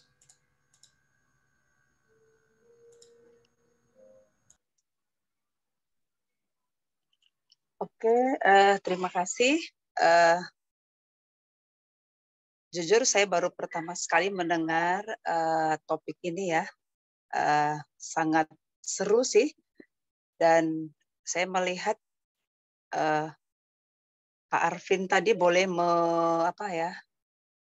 bagaimana membandingkan itu atau menyatukannya dengan ilmu pengetahuan dan bahkan dengan prinsipnya Darwin tadi gitu. Cuman yang saya mau tanyakan ya sedikit penasaran, apakah teori ini juga sejauh mana pengaruhnya bagi manusia atau orang? Kita tahu banyak anak punya latar belakang atau gejala yang berbeda-beda. Dengan anak yang mengalami autis, apakah prinsip ini juga berlaku, gitu ya? Atau apakah keunikan mereka juga bisa ditemukan di dalam kompleks mereka seperti itu? Kedua, bagaimana dengan orang yang terjadi dengan pribadi yang mungkin lesbian atau yang mempunyai jenis kelamin ganda. Padahal pada prinsip dasar kebenaran firman, mereka punya keunikan tersendiri. Kan Tuhan katakan apa? Tuhan menenun mereka begitu unik di rahim ibu. Kenapa terjadi hal-hal seperti ini bila disangkut pautkan dengan teori yang Bapak sampaikan tadi? Ya, mungkin itu yang bisa saya sampaikan. Terima kasih, Pak Arvin. Ya, terima kasih Bu Erni. Pertanyaannya, basically bagaimana seseorang yang misalnya autistic atau LGBT itu juga memiliki imago Dei juga, begitu kan? Ya, saya rasa itu ada beberapa aspek yang aspek pertama ya saya bilang setiap manusia mempunyai hubungan dengan Allah tadi yang relasional. Tapi juga mungkin ada aspek kedua yaitu apa itu yang kita anggap normal dan apa yang kita anggap tidak normal. Ya kan? Apa yang kita anggap sehat dan apa yang kita anggap sakit. Saya rasa ini adalah suatu struktur medis atau struktur sosial yang harus di-challenge. Perbedaan antara sakit dan nggak sakit ini sebetulnya gray area. Di mana kalau seseorang itu antik, kita bilang, oh itu orang antik. Kadang antiknya antik pinter Elon Musk. Tapi kalau Elon Musk nggak nemukan Tesla, mungkin Elon Musk dibilang antik gendeng, gitu ya. Oh itu gila itu orang. Begitu kan? Itu jadi ada persepsi sosial juga. Tapi juga ada orang sampai saking antiknya sampai nggak bisa kerja lagi, ya udah mesti psikoterapi, begitu kan? Jadi antik sampai seberapa? Berarti ini ada continuum dalam hal ini. Dan ini yang kita harus hati-hati bagaimana kita mencoba mencakup karena semua kita imani sebagai sama-sama ciptaan Tuhan. Bagaimana kita bisa berinteraksi dengan mereka sampai supaya kita tidak mengeksklusi mereka. Karena relasi kita sama, posisi kita adalah sama-sama ciptaan Tuhan dan dikasihi Tuhan juga. Begitu. Oke, Pak mungkin satu lagi. Bagaimana penerapan imago Dei ini? Apakah di usia dini itu sangat bisa dilakukan atau teknik atau cara yang bagaimana bisa mengembangkannya ke anak usia dini atau usia 0 sampai mungkin 5-6 tahun? Iya, jadi mungkin kita bisa coba lihat dulu dari keterbatasan, maksudnya perkembangan anak. Jadi biasanya kalau 0 sampai 6 tahun kita bisa lihat dari kategori misalnya psychological development dari Erik Erikson, begitu kan? Itu perkembangannya harus belajar apa? Basic trust, mistrust dulu. Oh dia harus berkembang untuk masa school age, dia akan belajar melihat ciri-ciri kita. Ya kita coba kembangkan dia sesuai dengan human flourishing-nya, ini bahasanya gini. Dia berkembangnya stadium ini harusnya bagaimana ya kita coba mengizinkan dia untuk berkembang dalam aspek itu misalnya dari psikologisnya atau misalnya dari Kohlberg dari moralitasnya juga kita bisa kembangkan juga moralitas anak kecil dengan moralitas orang dewasa. Konsep perkembangannya beda, perkembangan otaknya juga beda. Seorang anak kecil itu otaknya otomatis bakal deontologis dulu, prinsip dulu, benar dan salah, nggak ada gray area, begitu ya. Karena memang otaknya sedang berkembang begitu. Semakin dewasa, frontal lobe-nya berkembang, terus bisa mikir jauh konsekuensialis. Jadi unsur-unsur yang kita masukkan, kita tanamkan ke anak kecil itu juga harus sesuai dengan perkembangan substansinya dia sebagai imago Dei. Jadi ini harus kita sesuaikan. Dan ini memang challenge yang sulit sebagai guru, dan kita juga terbatas begitu ya. Jadi kita juga harus terbuka. Kita juga pasti ada salahnya, jangan sampai memutlakkan sesuatu. Begitu ya. Kita harus percaya bahwa Tuhan akan membimbing kita dan membimbing anak itu juga. Mungkin aku tambahkan dikit ya. Iya. Menurutku yang menarik juga adalah sebenarnya menurutku kunci dari imago Dei kalau bagiku pribadi adalah di relationalnya sih, bahwa salah satu aspek yang paling penting dalam perkembangan kita sebagai manusia, sebagai gambaran rupa Allah, kemampuan kita mengasihi, karena we are relational being kan. Jadi mungkin menurutku kalau dalam konteks pendidikan anak usia dini, itu yang bisa ditekankan lumayan signifikan dalam prakteknya, bagaimana anak itu mengasihi, karena kan ketika anak kecil kan egosentrismenya tinggi kan, jadi bagaimana anak itu bisa belajar mengasihi, dan ini setiap hari itu bisa, menurutku saya harus dikembangkan dari kecil, bagaimana dia bisa mengasihi sesama dia, dan bagaimana dia bisa mengasihi lingkungan dia.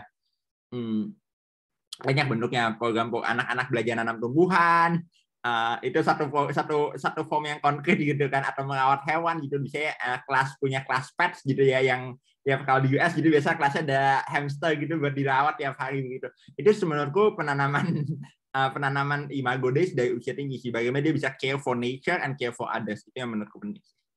Gitu dong. All right, so thank you for the responses, Arvin and Gene. Now we actually still have a couple more questions. Let's start off with Pak Ayub. Ya, oke. Selamat malam. Terima kasih Pak Arvin yang sudah menyampaikan materinya. Saya ada 2 pertanyaan. Yang pertama, saya pernah membaca artikel di Kompas bahwa ada penelitian yang mengatakan bahwa penelitiannya ini di Harvard ya, yang dilakukan oleh Victoria Wober, dan mahasiswanya mengatakan bahwa simpanse atau kera besar itu paling dekat kekerabatannya dengan manusia dan diketahui memiliki 90% DNA manusia. Bahkan mungkin babi apa lebih dekat lagi gitu ya. Nah, pertanyaan saya, apakah penelitian tersebut benar demikian atau memang ada maksud di balik penelitian itu ya, yang bagaimana kita menjelaskan hal ini kepada para murid, apakah kita bisa mengcounter dengan penjelasan dari Mandoniwet tadi yang disinggung Ibu Oki tadi dengan menjelaskan oke, memang selisihnya hanya 2%, tetapi manusia kita memiliki 15 aspek yang tidak dimiliki oleh ciptaan lain. Itu pertanyaan saya yang pertama ya. Yang kedua, bagaimana menjelaskan konsep imago Dei itu secara relasional tadi, termasuk mengasihi, bagi saya termasuk mengasihi musuh. Misalnya kepada anak atau murid yang kehilangan orang tuanya secara tragis. Ya, ini saya beri contoh real. Mungkin teman-teman yang di Jakarta beberapa waktu kan ingat ya kasus penembakan di Cengkareng, Jakarta Barat. Itu dia punya 3 anak masih kecil-kecil, dan istrinya itu adalah teman kantor saya. Sampai hari ini saya belum bisa ketemu orang tuanya karena masih di Lampung menguburkan. Saya bilang kalau ketemu ya kita pengen cuma datang aja mendoakan gitu. Nah, bagaimana, itu pertanyaan kedua tadi, menjelaskan konsep imago Dei secara relasional, termasuk mengasihi musuh kepada anak yang kehilangan orang tuanya secara tragis, bukan sakit misalnya. Kalau sakit saya rasa lebih mudah ya. Tapi itu karena ditembak mati di tempat, dan kalau toh dibohongin sekarang, oh papa kerja, suatu saat jejak digital kan tidak bisa bisa dihapus ya. Ya, terima kasih untuk kesempatan yang diberikan. Ya, terima kasih. Ya, mengenai pertanyaan pertama mengenai penelitian di Kompas itu, ya itu betul, memang cimpanse sama manusia persamaannya 98,9% atau 99%, itu dekat sekali. Dan tadi saya tunjukkan apakah itu masuk akal, ya betul masuk akal. Orang kita diganti 1 gene aja terus bisa berbulu semua kok, udah mirip gitu ya, tinggal diganti beberapa lagi udah ada, saya merangkak begitu ya. Tapi dalam aspek lain juga kita itu asumsinya sangat ginosentrik, berarti maksudnya kita sebagai manusia atau hewan itu didefinisikan dari DNA kita. Tapi itu sebetulnya nggak benar juga dari sains. Banyak lapisan-lapisan lain, bukan DNA aja. Banyak faktor epigenetics. Dan otaknya juga sangat sangat berbeda. Walaupun mungkin partnya sama, tapi fungsinya, networking-nya, konektivitasnya sangat berbeda. Jadi dalam hal ini kita itu bukan hanya jin kita saja. Gitu. Kita lebih dari jin kita. Sains itu sifatnya mereduksi, kita jangan mau direduksi. Begitu mungkin ya. Sebagai teologi kita mengingat banyak aspek di luar itu. Nah, yang untuk kedua mengenai relasional terhadap musuh dalam hal ini mungkin bukan anak itu yang musuh, tapi mungkin orang tuanya, ya kan? Jadi bagaimanapun juga kita harus mencoba mengasihi anak itu, harus ada komunitas yang bisa mengasihi anak itu, menerima anak itu sehingga dia memiliki suatu relasi yang baru. Begitu kan. Itu kan dosa itu kan adalah sewaktu kita tidak berelasi dengan orang lain dengan yang tepat, tidak sesuai. Kita mengkucilkan orang lain, kita merusak, dan sewaktu kita berdosa hubungan kita terus rusak dengan masyarakat dan juga dengan keluarga kita. Begitu kan, seperti kasusnya orang tua anak itu. Jadi harus ada relasi baru boleh dibilang yang menerima anak itu di gereja, menerima anak itu di lingkungannya, sehingga nanti kalau sudah besar, sewaktu kita memberitahu apa yang orang tua kamu lakukan itu salah, tapi identitas kamu tidak terpaku dengan orang tua kamu saja, gitu. Kita semua mengasihi kamu dan kamu tumbuh di lingkungan ini. Kamu adalah anggota komunitas kita. Kamu dikasih oleh Allah, begitu kan? Jadi anak itu bisa lebih menerima mungkin jika dibimbing sedemikian rupa. Tapi saya bukan. Kalau kasusnya sebaliknya gimana, Pak? Maksudnya si anak itu jadi korban sebenarnya, bukan orang tuanya yang dibunuh itu kasusnya. Oh sorry, kasusnya gimana? Kasusnya si anak itu orang tuanya yang jadi korban gitu. Sebenarnya dia nggak jadi korban, bukan anak si penembak, tapi si korban. Oh, kan tadi soal Jenny kan ya. Tadi soal mengasihi, saya pikir tuh termasuk mengasihi musuh juga ya, maksud saya begitu. Mungkin aku bisa menurutku ini isu yang sangat perlu dihadapi bukan hanya masalah secara kognitif gitu ya. Menurutku ini masalah ini ada masalah yang punya dua dimensi gitu. Atau mungkin tiga sebenarnya. Dua dimensi sih mungkin baginya. Ini masalah yang harus bisa dihadapi secara pastoral, emosional begitu, dan juga secara kognitif. Mungkin yang kalau aku membayangkan seorang anak yang kehilangan orang tuanya saat kecil, itu akan punya masalah besar dengan bagaimana dia mentrust orang lain, karena memang orang tuanya dia jadi victim sejak kecil begitu ya. Jadi memang menurutku itu di sisi itu kita harus bantu sebagai pendidik, khususnya bagaimana mengganti bahwa ya the one who kill, yang bunuh orang tua Anda ada orang yang mungkin bermasalah atau jahat, tapi kita manusia lainnya pun bisa mengasihi kamu, dan nanti tentunya semakin ke depan harus ada upaya untuk rekonsiliasi. Itu hal yang baik secara pastoral, tapi secara kognitifnya mungkin karena kita hari ini ngomong lebih sains secara kognitif, menurutku adalah mulai dari kesadaran dia tadi. Menurutku salah satu aspek yang bisa itu adalah pada lingkungan sih sebenarnya, bagaimana dia menyadari posisi dia dan kemampuan dia sebenarnya untuk membantu teman-temannya, untuk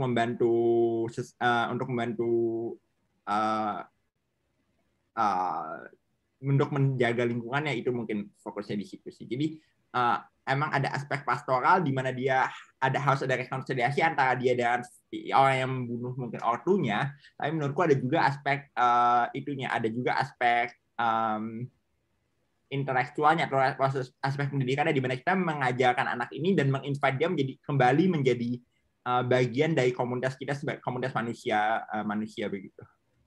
Komunitas ciptaan saya. Ya, mungkin yang saya keinget tadi, jangan sampai kita selip bilang itu adalah rencana Tuhan, begitu ya. Itu yang saya rasa akan menjadi spiritual abuse. Ya, orang tua kamu dibunuh sama orang itu memang jahat, kamu ampuni, tapi itu adalah rencana Tuhan sehingga kamu bisa bertumbuh menjadi orang yang baik, begitu ya. Ini yang gray area yang agak bahaya. Dosa tidak pernah disetujui oleh Allah, begitu kan. Jadi walaupun kita mengajar anak itu kalau sudah dewasa untuk belajar memaafkan, mengasihi musuhnya. Tapi kita juga harus mengingatkan Allah juga tidak setuju dengan hal itu. Begitu kan? Allah bersama-sama dengan kamu, menyertai kamu, dan juga sedih bersama-sama dengan kamu. Seperti kita semua juga sedih dan kita semua juga mencoba membimbing kamu. Begitu. Itu cuma tambahan saya. Saya setuju sama Gene. Yang tadi, yang pertanyaan yang pertama tadi kayaknya belum dijawab satu tuh. Yang apakah maksudnya pendekatan secara penelitian tadi bahwa misalnya simpanse itu punya 98% DNA manusia secara DNA, tapi kemudian kita menjelaskan bahwa betul itu memang faktanya demikian, tetapi dengan penjelasan Herman Donyewitz itu apakah bisa masuk bahwa meskipun demikian manusia itu punya 15 aspek yang tidak dimiliki termasuk oleh simpanse. Apakah itu bisa menjawab gitu maksud saya? Bisa dipakai untuk menjelaskan itu. Mungkin itu yang maksud saya, jangan sampai direduksi oleh sains begitu kan. Donyewitz itu kan nggak mau direduksi dengan sains, makanya dia ciptakan banyak spheres yang overlapping. Ya, saya setuju. Tapi mungkin kalau on this note, menurutku kita harus tetap jangan sampai kita akhirnya membuat hal-hal yang tidak harus menjaga agar tetap scientifically accurate sih. Jadi maksudku adalah jangan juga kita membuat klaim-klaim yang akhirnya tidak scientific gitu. Kalau hanya karena mau mendefend keunikan manusia itu juga mungkin ada pitfall-nya jadi dua gitu. Jangan sampai mau direduksi, tapi jangan juga sampai membuat klaim-klaim yang tidak scientific hanya karena tidak mau direduksi begitu sih. Mungkin aku tambahan dikit di situ. Thank you very much, Gene, Pak Arvin, and also Pak Ayub for the question. Unfortunately, because of limitation karena keterbatasan waktu, we're going to move on to the next questions that we have over here. Let's start off with Pak Romi, if you'd be so kind to unmute yourself. Selamat sore, Dr. Arvin. Salam kenal. Jenny juga terima kasih sudah menambahkan satu aspek dalam bidang pendidikan. Pertama, saya mengapresiasi sekali bagaimana Pak Arvin menjelaskan ini. Sangat sederhana, Pak. Dan juga sangat, sphere-nya itu sangat baik. Dan memang itu dibutuhkan sebagai seorang akademisi untuk bisa memadukannya, sehingga kadang-kala kita itu berpikirkan satu sisi aja ya, dari sisi teologis, padahal ada narasi lain yang kadang-kala perlu kita dengarkan begitu ya. Itu apresiasi saya. Saya dari kacamata cara pandang sosial, Pak. Jadi pasti relasional ya. Memang di dalam teori sosial itu salah satunya mungkin ada yang disebut dramaturgical body. Artinya tubuh itu ketika berada di ruang publik, itu dia itu terus diproduksi. Dia punya jejak budaya, kadangkala dia dipertahankan, disajikan, dinegosiasikan, kadangkala dimanipulasi. Ya, itu yang biasanya disebut dengan konstruk yang memanipulasi sebuah identitas dalam diri orang itu. Nah, dalam kasus relasional, dalam teori relasional seperti ini, maka kami dari kacamata cultural studies melihat itu akan terus berproses, begitu ya. Akan terus berproses dan tidak semata-mata pembentukan karena memang secara bawaan lahir begitu. Jadi contoh kayak di Indonesia ya, kadang-kala orang itu termanipulasi oleh umpamanya politikal atau mungkin economic issue dan lain sebagainya tanpa kita sadari. Nah, ini dari sudut pandang sosial. Pertanyaan saya yang mungkin agak tricky ya Pak Arvin, semoga bisa dijawab dan bisa diantisipasi.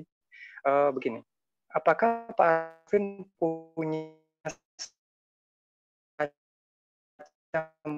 pandangan bahwa kalau kayak pohon bunga akhirnya dia menghasilkan bunga, pohon buah dia menghasilkan buah, apakah manusia itu dalam kacamata secara filosofis ya Pak Arvin membayangkan ada puncaknya ketika dia hidup atau dia bergerak secara proses saja? Nah, ini implikasinya banyak ya. Nanti bisa kalau secara teologis tubuh kemuliaan itu seperti apa gitu ya. Di usia mana dia, sampai orang meninggalnya kecil, apakah di tubuh kemuliaan dia dewasa atau sebaliknya dan seterusnya. Tapi masalah eskatologis nantilah, kita tidak usah terlalu jauh ke sana, cuma membayangkan kemanusiaan ini, puncak imago Dei seorang hidup itu di mana? Berdasarkan kategori apa? Nah, ini mungkin pertanyaan yang agak sedikit tricky saya bilang. Saya pun juga bingung juga mau jawabnya dari mana. Thank you Pak Arvin atau Gene kalau bisa memberikan masukan. Iya, terima kasih. Masukan dari cultural study saya nggak tahu banyak, tapi memang benar bahwa itu adalah proses yang kompleks dan budaya itu mempengaruhi seseorang, tapi budaya itu juga tergantung dari struktur politik dan ekonominya. Jadi repotnya zaman kapitalisme ini semua menjadi komoditas, bahkan kultur budaya juga menjadi komoditas karena yang laku apa dan budaya itu yang ditunjukkan gitu kan supaya identitasnya lebih bisa populer, ethno commodity. Untuk mengenai konsep Imago Dei, saya rasa tetap ada unsur komprehensifnya. Imago Dei, kita sebagai manusia berkembang nggak bisa diambil satu sisi saja pada waktu masih kecilnya atau waktu dewasanya atau waktu sudah tuanya.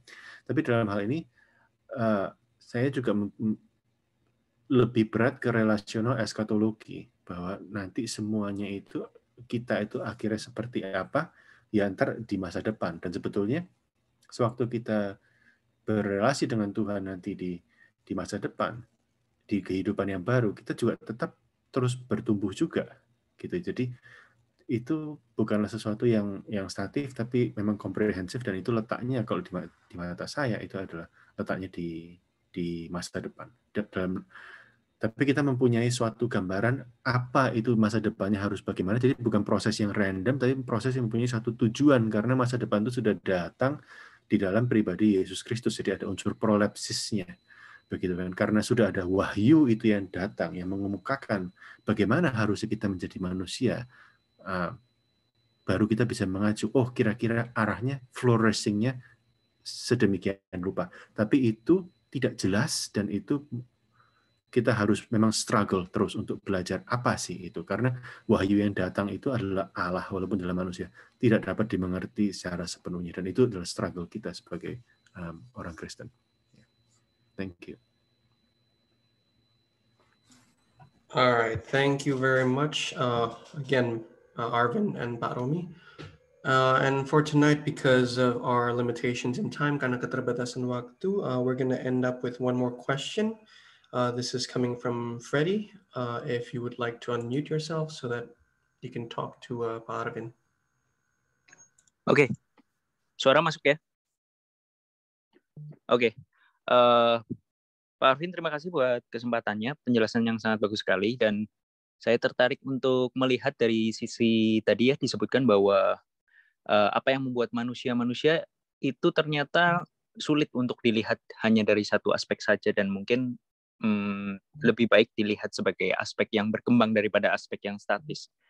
Tapi dari sini pun sebetulnya kita masih belum, kalau dari sisi sains mungkin kita belum bisa menemukan mungkin yang dimaksud dengan roh itu apa ya. Karena mungkin kalau kita lihat jiwa, kita sudah mulai bisa melalui neuroscience, ada sistem limbik dan lain sebagainya, itu sudah mulai bisa dijelaskan.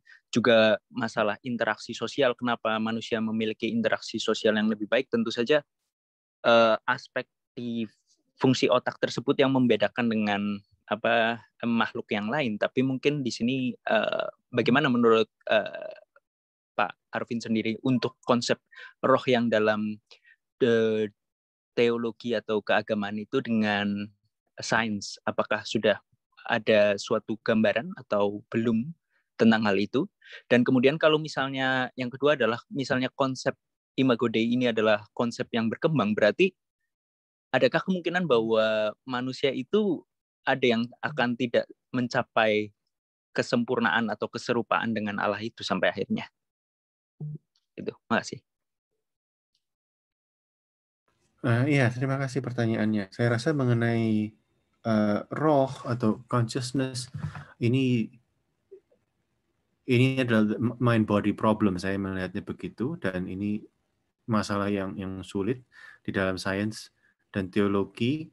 Kebanyakan konsensus bukan dikotomi, tapi suatu unity, ya, mungkin halomorphic mungkin kalau pakai bahasanya Aristotle.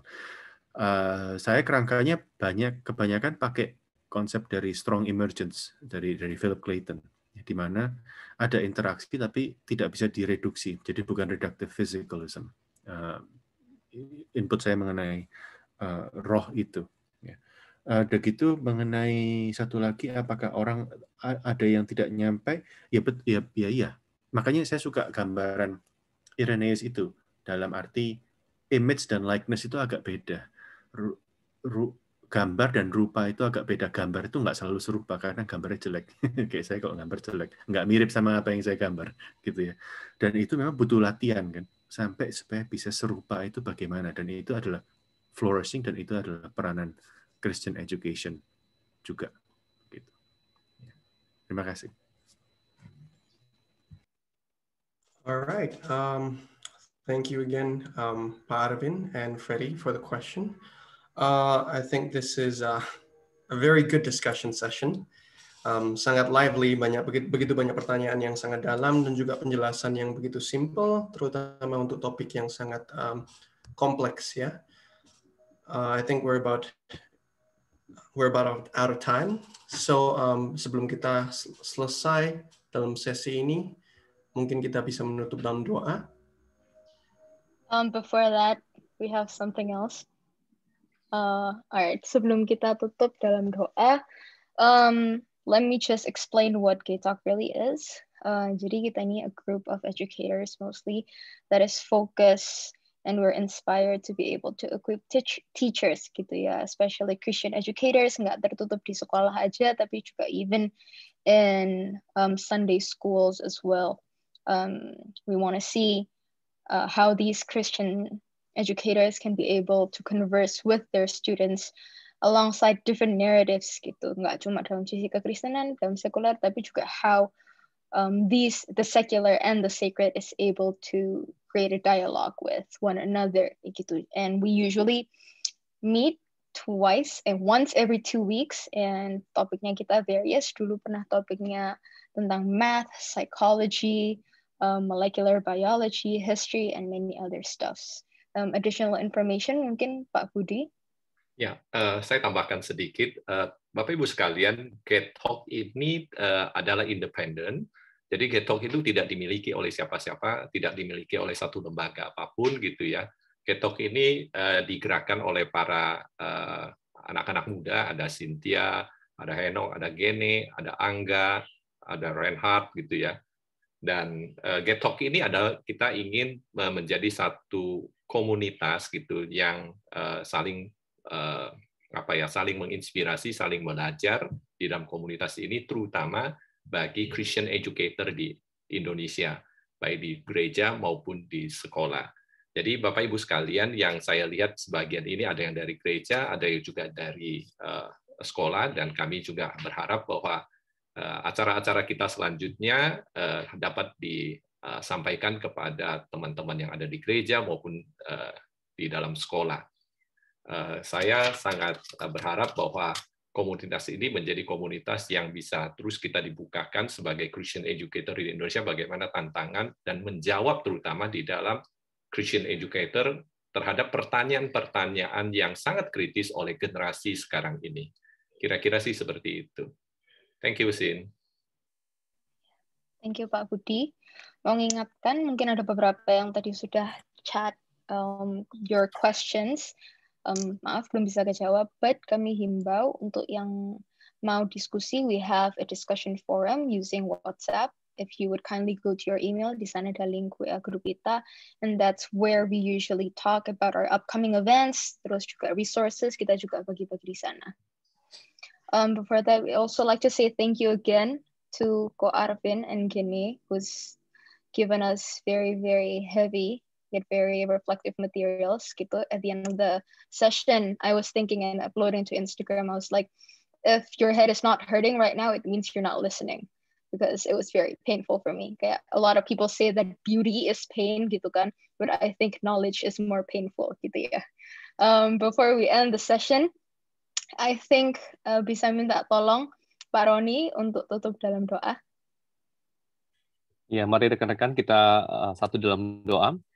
Kami bersyukur ya Tuhan karena kami belajar kembali untuk dapat lebih mengenal apa yang Tuhan berikan kepada kami dan apa yang Tuhan izinkan untuk berkembang di dalam kehidupan kami. Dan biarlah kiranya Tuhan yang apa yang kami sudah dengar tidak hanya memenuhi kepala kami menjadi sebuah knowledge, tetapi juga menjadi sesuatu yang menjadi hikmat bagi kami sehingga kami dapat melakukannya di dalam tugas panggilan yang Tuhan sudah karuniakan kepada kami. Terima kasih Bapa di sorga, kami menyerahkan untuk kedua hamba-Mu, Pak Arvin bersama dengan Gene di dalam studi mereka, di dalam tugas mereka, dalam kerja mereka, di dalam panggilan mereka, Engkau memberkati. Dan Engkau memberkati kami semua ya Bapa, sehingga biarlah kiranya kami menjadi terang-Mu di tengah-tengah dunia pendidikan di mana Tuhan mengutus kami. Terpuji namamu Bapa, dalam nama Tuhan Yesus kami berdoa. Amin. Okay, thank you everyone. Terima kasih. Terima kasih, Pak Arvin. Terima kasih semua. Thank you, Gini. Terima kasih Cynthia. Thank you Pak banget. Budi. Terima kasih Pak Arvin. Terima kasih. Terima kasih Kak Gini.